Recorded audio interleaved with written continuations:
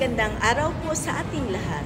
Ako po si Dr. Mary Jean T. Loreche, ang CEO at Chairperson ng National Commission of Senior Citizens. At malugod po nating binabati ang ating Pangulo sa kanyang 68th birthday. Batid po ng ating mga nakatatanda kung papaano po at gaano kalalim ang pagmamahal ng ating Pangulo sa kanila. At ito po ay pinatunayan dito po sa ating serbisyong handog para po sa ating Pangulo sa kaniyang kaarawan.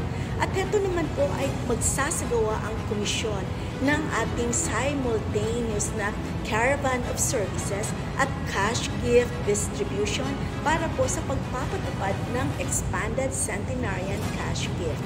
Alam po nating lahat na ito pong batas na ito ay nalagdaan sa pamamagitan ng ating Pangulo at sa kaniyang pagsusumikap na mabigyan ng pondo ang ating mga nakatatanda.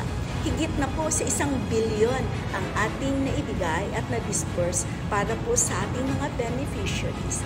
Hindi lang po cash gift, kundi yung ating caravan of services ay nagpapakita ng whole of government approach. Ang atin din pong Senior Citizens Community Care Centers na 14 na po sa buong Pilipinas simula ng last year.